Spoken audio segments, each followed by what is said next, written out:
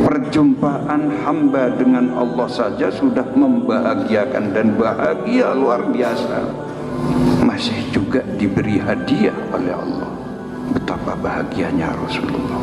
Tapi apakah Rasulullah larut dalam kebahagiaan pribadi? Tidak. Assalamu alaina wa ala ibadillahi sholihin. Mudah-mudahan keselamatan terlimpah untuk kami, untuk aku.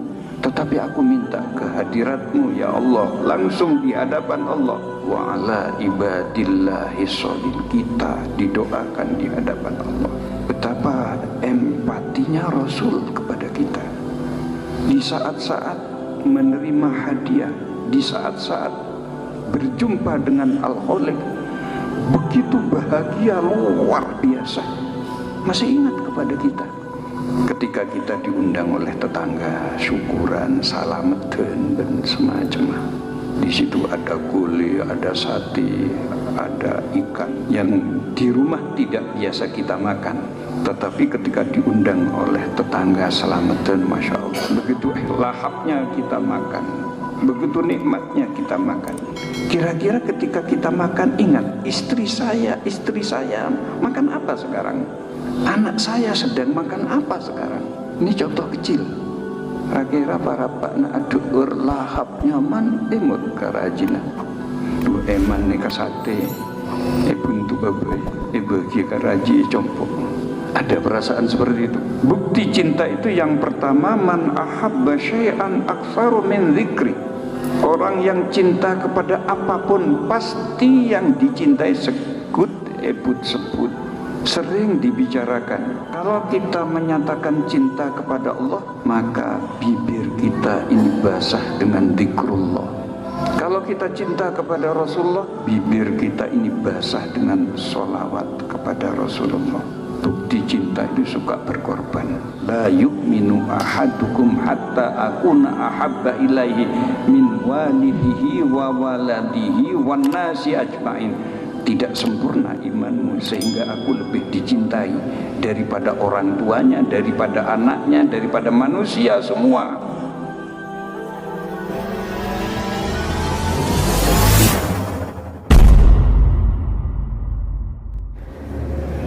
Assalamualaikum warahmatullahi wabarakatuh.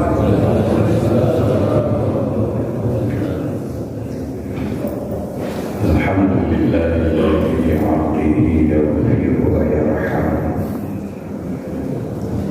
Wassalatu wassalamu ala khairi khalqihi sayyidina wa habibina wa syafiina wa qurrati a'yunina wa maulana Muhammadin alladhi simatul wa ala alihi wa ashabihi kiram amma ba'd.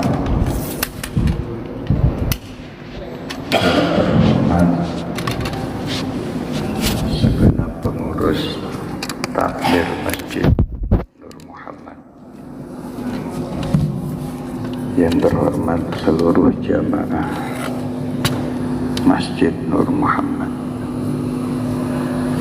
Alhamdulillah, pagi hari ini takdir Allah menghantarkan kita hadir di salah satu Baitullah ini untuk melaksanakan kewajiban kita sebagai hamba Allah, menghambakan diri kepada Allah lewat ritual sholat subuh berjamaah yang sebelumnya dilakukan juga aktivitas sebagai hamba Allah, yakni qiyamul lail. Mudah-mudahan semua yang sudah dilakukan mendapat ridho, diterima oleh Allah Subhanahu wa ta'ala. Salawat dan salam haturkan kepada junjungan kita Nabi besar Muhammad sallallahu alaihi wasallam yang kita harapkan nanti syafaatnya. Jamaah yang dimuliakan Allah, saya tertarik untuk mengulangi kembali salah satu ayat yang tadi dibacakan oleh imam, yang disampaikan oleh imam pada rakaat pertama.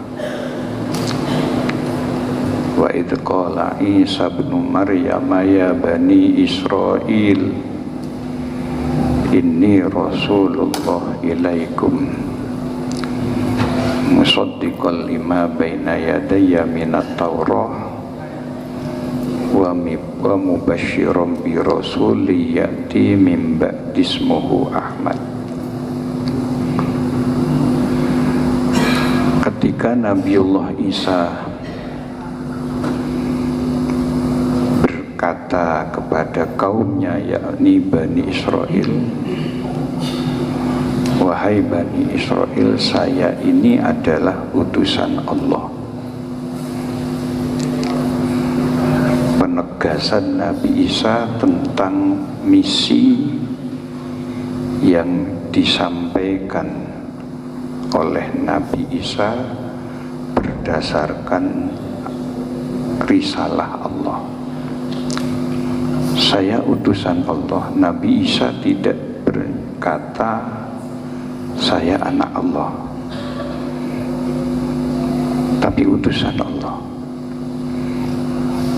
Apa misi Nabi Isa? Yang pertama, musaddiqan lima baina yadayya minat Taurat, untuk membenarkan kitab yang turun sebelum saya, yakni kitab Taurat. Bukan merubah apalagi merombak, tapi membenarkan. Yang kedua, wa mubasysyiran bi rasuli ya'ti min ba'di ismuhu Ahmad, untuk menghabarkan kabar gembira tentang akan datangnya seorang utusan setelahku yang namanya adalah Ahmad. Ini misi Nabiullah Isa. Artinya kehadiran Nabi Muhammad sallallahu alaihi wasallam dengan nama lain adalah Ahmad itu sudah diberitakan jauh sebelum kehadirannya, jauh sebelum kelahirannya. Senada dengan ayat di atas, ada juga ayat di salah satu kitab yang diimani oleh saudara kita umat Kristiani, yakni di dalam Injil Yahya surat 16 ayat 7, tetapi aku ini mengatakan yang benar kepadamu, bahwa berfaedahlah bagi kamu jikalau aku ini pergi, karena jikalau tiada aku pergi, tiadalah penolong itu akan datang kepadamu. Bahasa di dalam Injil Yahya ini, tiadalah penolong itu akan datang kepadamu, tetapi jikalau aku pergi, aku akan menyuruhkan dia kepadamu. Ini isyarat kedatangan penolong. Penolong itu akan datang nanti setelah Nabi Isa pergi. Artinya setelah Nabi Isa itu tidak ada lagi di dunia. Konon penolong itu terjemah dari bahasa Ibrani paraklet, yang kalau dibahasa Arabkan menjadi juru syafaat. Artinya apa? Baik di dalam kitab yang kita imani atau sebagian kitab yang diimani oleh umat-umat di luar umat Islam, khususnya umat Nasrani, ada juga isyarat tentang kedatangan Nabi. Jamaah yang dimuliakan Allah Subhanahu wa ta'ala, karena Nabi itu kedatangannya sudah viral, dan ini dijelaskan di dalam beberapa kitab, apakah itu kitab Taurat, apakah itu kitab Injil, apalagi Al-Quran, maka kehadirannya sangat dirindukan dan ditunggu-tunggu. Sehingga di dalam bahasa yang sering dibacakan di dalam peringatan Maulid, maka makhluk di luar manusia itu begitu riangnya, begitu gembiranya ketika Rasul yang dijanjikan kedatangannya itu benar-benar datang. Laqad ja'akum rasulun min anfusikum azizun alaihi ma anittum harisun alaikum bil mu'minina raufur rahim. Sungguh telah datang seorang utusan dari diri kalian, bukan dari golongan malaikat tetapi manusia juga,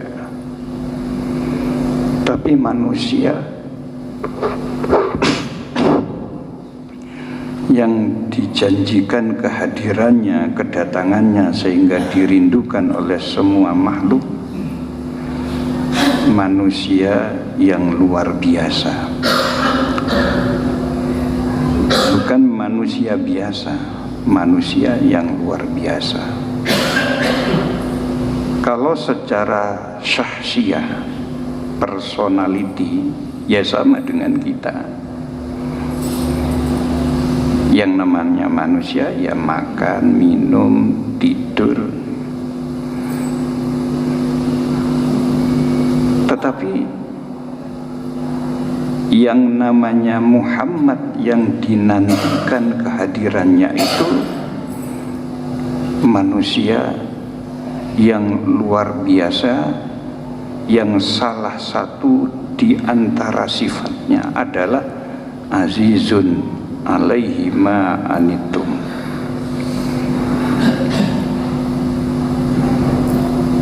Merasakan berat, berempati terhadap beban umat, terhadap beban rakyat, terhadap beban warga, terhadap beban anak bangsa. Ini yang sedang kita cari sekarang.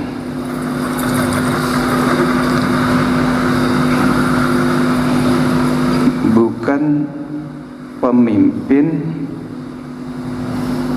yang suka membeli suara rakyat dengan sembako dan macam-macam. Kalau itu yang terjadi, itu akan menggerus akidah kita. Kenapa? Ada sabda Rasulullah sallallahu alaihi wasallam, man tawaddu'a li ghaniyyin li ghinahu faqad dhahaba sulusadini. Hati-hati kalau orang itu tunduk patuh kepada orang yang punya kemampuan ekonomi karena kekayaannya, awas, sepertiga agamanya lenyap. Ini persoalan akidah, bukan persoalan selera pilihan. Kalau orang tawaduk kepada orang yang punya kemampuan ekonomi karena dia itu kaya, itu akan mengganggu agama kita. Yang kita cari orang yang punya sifat walaupun tidak seperti sifat Nabi, azizun alaihi ma anittum, paling tidak empati terhadap nasib umat. Jamaah yang dimuliakan Allah Subhanahu wa taala, seluruh persoalan kehidupan kita itu selalu terkait dengan agama. Agama bukan cuma mengatur urusan masjid, agama bukan cuma mengatur urusan dakwah, bukan cuma mengatur urusan pendidikan, tapi seluruh aspek kehidupan itu agama mengatur. Bukankah Allah Subhanahu wa taala menyatakan di dalam surah Al-Maidah, al-yauma akmaltu lakum dinakum wa atmamtu alaikum nikmati wa raditu lakumul islam madina.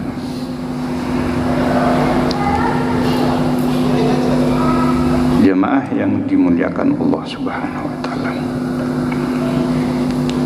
seluruh aspek kehidupan ini sudah diatur di dalam agama, ya. Termasuk urusan-urusan yang menurut kita itu kecil, remeh. Urusan datang ke kamar mandi diatur.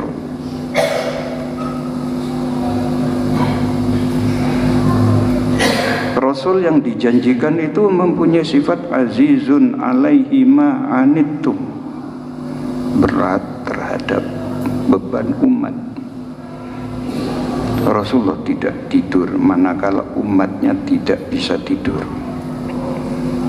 Rasulullah tidak makan manakala umatnya lapar.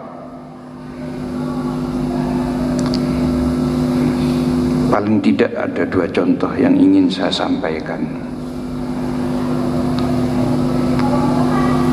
Ketika Rasulullah menghadapi satu kondisi di mana sangat menyenangkan, bahkan sangat membahagiakan kepada diri Rasul. Fitrah manusia, ketika manusia itu senang, kadang-kadang lupa kepada orang lain. Tapi Rasulullah tidak. Kapan itu? Ketika Rasulullah menjalani perintah Allah dalam peristiwa Isra Mi'raj. Ketika Rasulullah Shallallahu Alaihi Wasallam diberi izin oleh Allah untuk menghadap Allah, apa yang Rasul sampaikan? Rasulullah menyampaikan tahiyat, at-tahiyatul mubarakatus sholawatut thayyibatu lillah. Ini penghormatan Rasulullah kepada Allah. Betapa senangnya Rasul bertemu dengan Al-Khaliq, betapa bahagianya Rasul bertemu dengan Sang Pencipta. Jangankan antar hamba dengan Sang Pencipta, maaf, di dunia pesantren, santri ketemu kiai, Masya Allah, senangnya luar biasa. Bahkan santri bersedia dalam tanda petik menghambakan kepada kiai.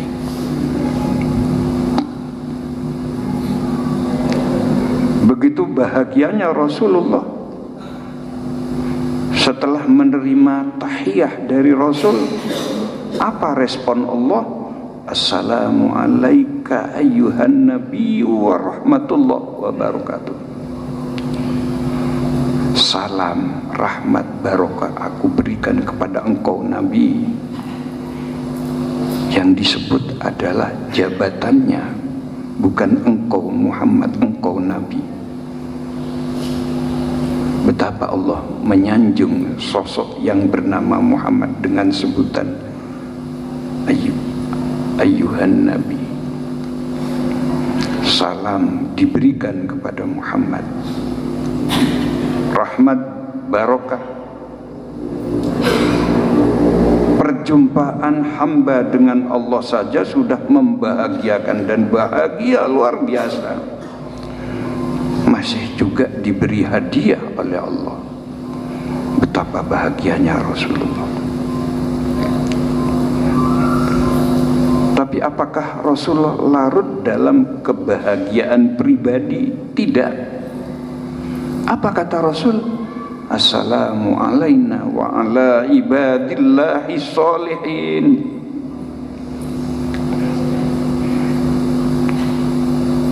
Mudah-mudahan keselamatan terlimpah untuk kami, untuk aku.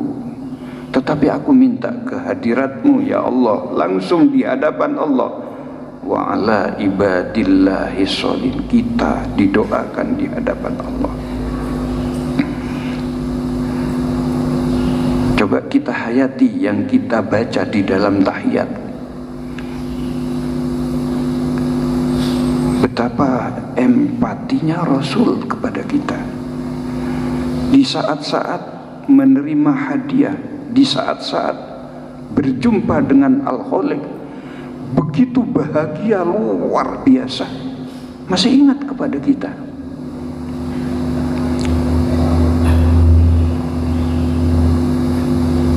Mari kita lihat apa yang terjadi di sekeliling kita, di dalam kehidupan kita.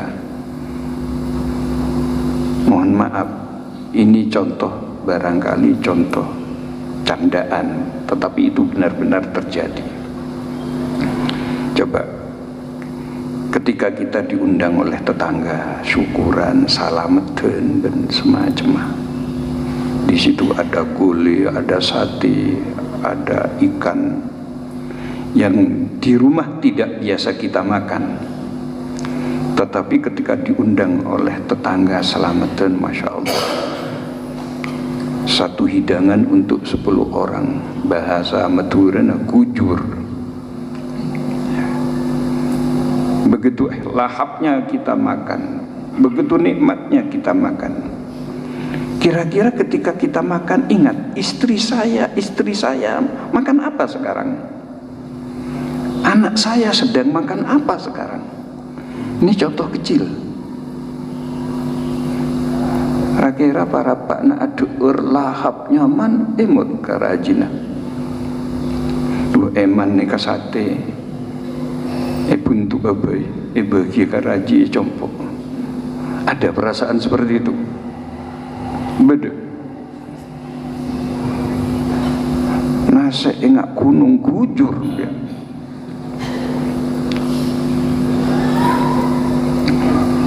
Ini satu. Nomor 2, ketika orang susah, nalekana orang rekom, nika ampo lupa ke orang lain.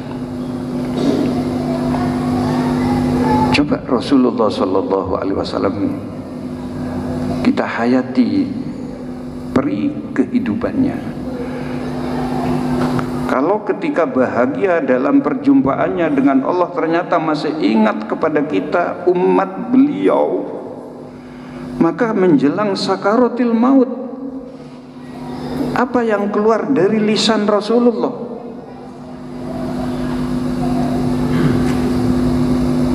Dalam kondisi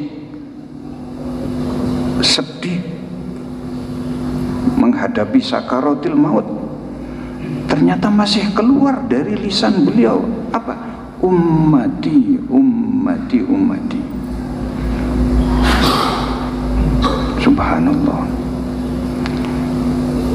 Sosok yang seperti ini yang sedang kita cari sekarang, yang memikirkan umat, yang memikirkan rakyat,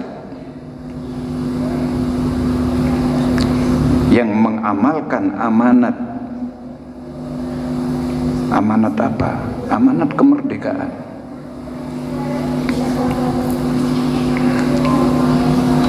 Jamaah yang dimuliakan Allah, apa amanat kemerdekaan? Bumi, air, dan kekayaan yang terkandung di dalamnya dikuasai oleh negara untuk sebesar-besarnya kemakmuran masyarakat, kemakmuran rakyat. Itu amanat. Pendiri bangsa kita itu sudah menyadari betul bahwa negara yang kaya ini akan dimanfaatkan sebenar-benarnya, sebesar-besarnya untuk kemakmuran rakyat. Ini yang sedang kita cari sekarang. Ini bukan persoalan apa, tetapi ini persoalan agama. Bukankah melaksanakan amanat itu perintah agama? Bukankah menunaikan janji itu perintah agama? Dan semua pemimpin itu bersumpah atas nama agama dengan Al-Quran di atas kepala. Siapa yang kira-kira amanah? Jamaah yang dimuliakan Allah Subhanahu wa ta'ala, inilah salah satu sifat Rasul yang jauh sebelum kehadirannya telah diberitakan di beberapa kitab sebelum Al-Quran itu datang, sebelum Al-Quran itu disampaikan kepada Rasulullah Sallallahu Alaihi Wasallam. An Atha ibni Yasar an Ka'bil Ahbar allamani abit Taurata illa sifra wahida kana yakhtimuhu wa yudkhiluhu sunduk falamma mata abi fatahtuhu faidan fi nabiyyun yahruju akhir zaman mauliduhu bi Makkah wa hijratuhu bil Madinah wa sultanuhu bisyam. Ada satu riwayat, ini bahasa dari kitab Tiba, tapi riwayat ini bersumber dari kitab Taurat, dari Atha bin Yasar, dari Ka'ab al-Ahbar. Orang tua Ka'ab al-Ahbar itu mengajarkan kepada Ka'ab al-Ahbar kitab Taurat dari A sampai Z, dari halaman pertama sampai halaman terakhir, semua diajarkan kecuali satu lembar. Satu lembar itu disimpan, dimasukkan ke dalam sebuah peti. Namanya anak soleh tidak berani membuka cangkolan. Tidak seperti anak sekarang, kadang-kadang dompetnya bapaknya dibuka. Tidak berani. Ka'ab al-Ahbar itu pemuka agama Yahudi saat itu. Falamma mata abi fatahtu, setelah orang tuaku meninggal aku buka. Kaget dia. Faidan fihi nabiyyun yahruju akhir. Tahu-tahu di dalam satu lembar yang tidak diajarkan, yang disimpan itu berisi isyarat kedatangan Nabi. Namanya tidak disebut, kalau tadi disebut namanya Ahmad, sekarang tidak disebut, ciri-cirinya yang disebut. Mauliduhu bi Makkah, lahirnya di Makkah. Wa hijratuhu bil Madinah, hijrahnya ke Madinah. Wa sultanuhu bisyam, wilayah kekuasaannya saat itu sampai ke negara Syam. Kalau Syam sekarang ini Syria, Irak, Palestina, itu termasuk Syam. 23 tahun Nabi menyampaikan risalah, Islam sudah sampai ke Syam. Belanda 350 tahun bukan cuma ingin mengeruk kekayaan kita yang kaya, tapi juga menebarkan agama Kristen. Tidak sampai 10%, 350 tahun.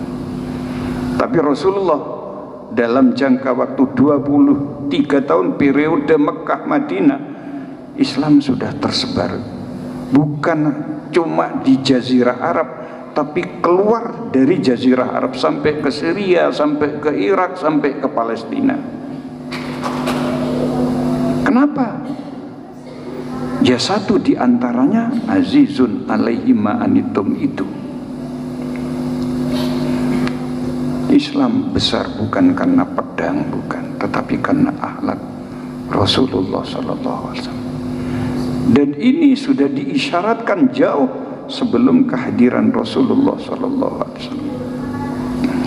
Maka di dalam momentum bulan Rabiul Awal, di mana umat Islam banyak mengadakan zikra Maulidur Rasul, mari kita ambil satu faedah saja dari momentum ini.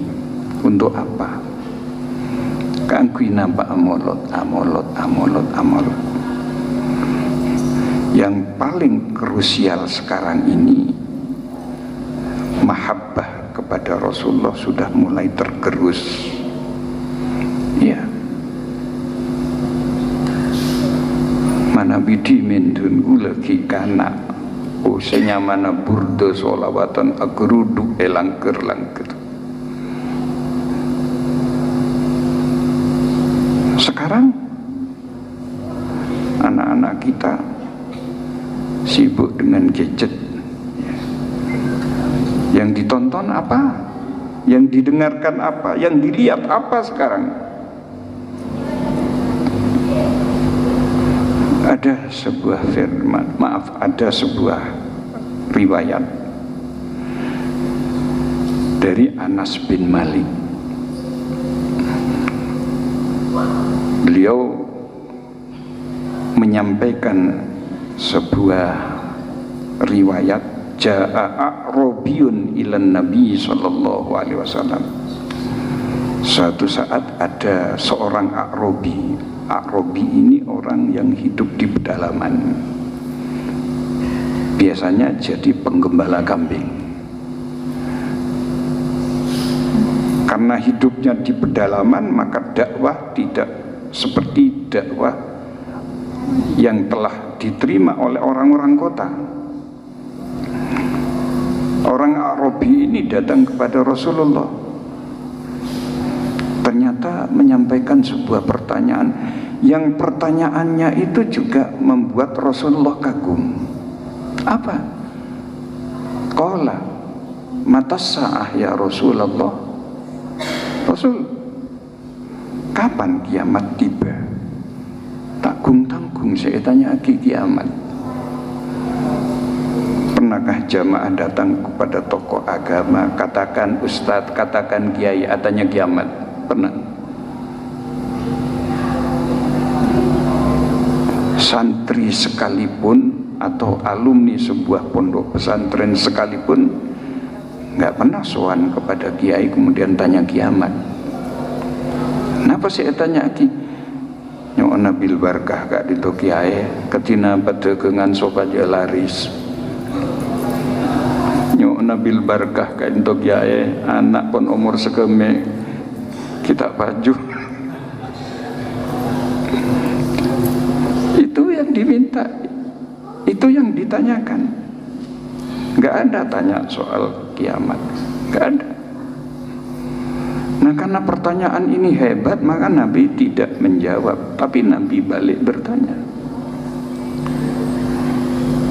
Qala ma ista'dattalaha. Berani-beraninya kamu tanya kiamat. Apa yang kamu siapkan untuk menghadapi kiamat nanti? Coba kita baca surat tentang kiamat. Al-Qari'ah, mal-Qari'ah, wa ma adraka mal-Qari'ah. Jaga buluna kolek. Kalau kita resapi, kalau kita hayati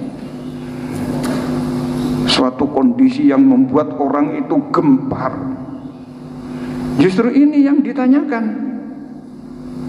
Dan yang tanya itu orang A'robi, yang rata-rata itu orang awam, tapi pertanyaannya Masya Allah. Sehingga Nabi balik bertanya, apa yang kamu siapkan untuk menghadapi kiamat? Apa jawaban dari Arabi? Qala hubbullah wa rasuluh. Saya cuma punya persiapan satu, Nabi, cinta kepada Allah dan cinta kepada Rasulullah. Itu saja. Apa kata Nabi? Anta ma'aman ahbabta. Kalau seperti itu nanti kamu akan berkumpul dengan orang yang kamu cintai. Cuma yang penting sekarang ini membuktikan cinta itu.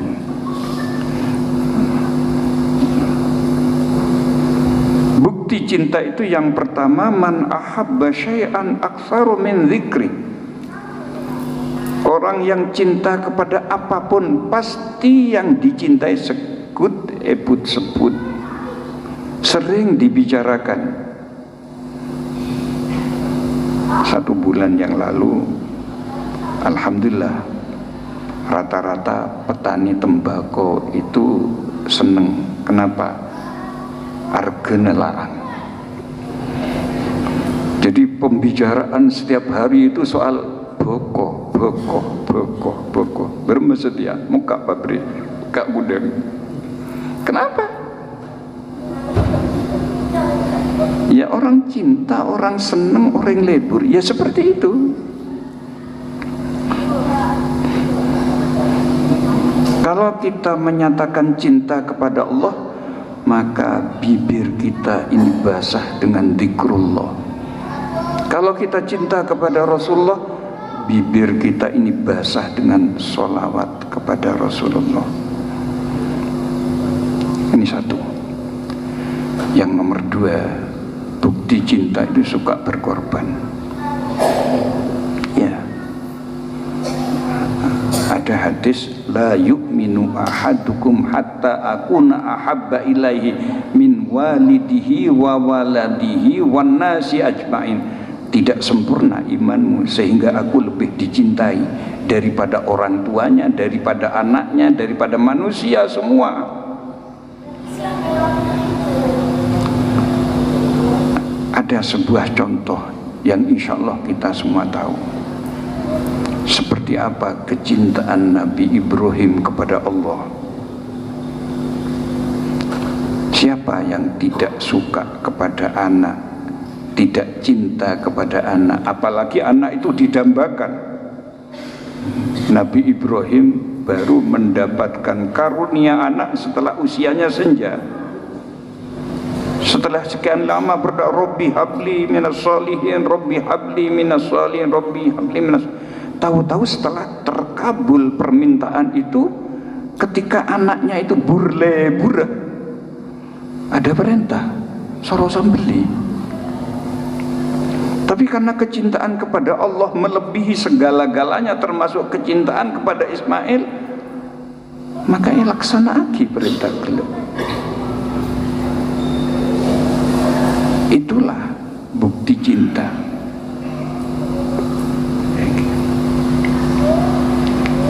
Nabi itu tidak minta apa-apa kepada kita, ndak. Yang diharapkan Nabi ikuti sunnah. Ya macam-macam sunnah, perintah sholat, perintah puasa, dan macam-macam. Ada syariat, ada muamalah, macam-macam. Termasuk di dalam kehidupan berbangsa, bernegara, kena Islam ngatur, kena Rasulullah gak dito ngatur. Kalau kita cinta kepada Allah, cinta kepada Rasul, amalkan sunnah itu. Manidda'a hubban Nabi sallallahu alaihi wasallam walam yattabi sunnatahu fahuwa kadzab. Saya rasa ngaku cinta kepada Nabi tetapi tidak mengikuti sunnah Nabi, lecek. Biar cinta ke Nabi engki putena mun bedu mulut kulo mesti dateng boleh ada boleh apa jeng dengkadeng lecek. Yang diminta oleh Nabi, ikuti sunnah Nabi, itu saja. Ini yang nomor 2. Yang nomor 3, orang cinta itu suka niru. Ya, coba Sayyidina Umar satu saat berbicara sendiri di depan Hajar Aswad. mun beda orang kolor acaca ketibi orang napa gini ya? Orang napa? Beda orang acaca ketibi orang napa? Tapi Sayyidina Umar pernah itu suatu saat berbicara sendiri di depan Hajar Aswad. Inni a'lamu annaka hajarun la tanfa'u wa la tadurru. Laula anni ra'aitu Rasulullah sallallahu alaihi wasallam qabbalaka ma qabbaltuka. Sesungguhnya saya tahu kamu ini batu, tidak memberi manfaat, tidak memberikan mudarat. Seandainya aku tidak melihat Rasulullah menciummu, maka aku tidak akan mencium. Artinya Sayyidina Umar mencium Hajar, nero Kanjeng Nabi. Dan itu kebiasaan sahabat. Bulan Ramadan Nabi keluar ke masjid, torok musuh sahabat. Besok tambah banyak lagi, tambah banyak. Akhirnya Nabi tidak keluar. Kenapa? Khawatir dikira wajib. Itu asal muasal sholat taraweh. Gerak-gerik Nabi selalu diintai untuk ditiru. Coba kita lihat, mungkin anak kita, mungkin tetangga kita, mungkin anak didik kita, Abu Zaki semakin penampilan obun perang. Ada yang ditiru. Ajalana, mun ajalana engki notop sampai kaca cetek, tapi kanja sepit. Kalau dulu mun beda kalampi beda ejai, makin kelampi gus bagus, calana gus bagus, pas sepit. Kenapa? Punya idola, idolanya artis biasanya. Engki. Maaf, saya harus bercerita. Saya 39 tahun saya kerja di pengadilan agama. Teman saya yang di Jakarta Selatan pernah suatu saat cerita, kenapa ada orang berperkara, artis, ada masalah dengan suaminya. Yang dipakai ya namanya artis, nggak gini kapan. Ada wartawan datang karena artis, dikejar oleh wartawan. Mbak, sampean itu datang ke pengadilan agama, pengadilan ada agamanya, kok pakai pakaian seperti itu, Mbak? Pit kasar sampai tengki para doa kasih terotil musnah. Apa kata sang artis ini? Saya mau sodakoh kepada hakim pengadilan agama. Iku wah, Masya Allah. Dan ini yang banyak ditiru. Allah sudah menghadirkan sosok manusia yang harus kita tiru. Laqad kana lakum fi Rasulillahi uswatun hasanah. Sungguh telah ada untuk kalian dalam diri Rasulullah suri teladan yang baik. Jadi mun aga baya idola, beda pun idolana. Saya Rasulullah itu. Maka orang cinta itu suka meniru sosok yang dicintai. Itu rumus. Kita sudah melihat dan bisa menebak, oh area cinta ke siapa, area cinta ke siapa. Ada rumusnya. Ya. Jamaah yang dimuliakan Allah, kalau kita teruskan masih panjang ini. Sementara di depan sana sudah siap. Mudah-mudahan apa yang disampaikan pada pagi hari ini ada manfaat, dan mudah-mudahan bisa jadi pegangan kita di dalam menjalani kehidupan apapun, termasuk di dalam kehidupan bagaimana jihad dalam memilih pemimpin. Assalamualaikum warahmatullahi wabarakatuh.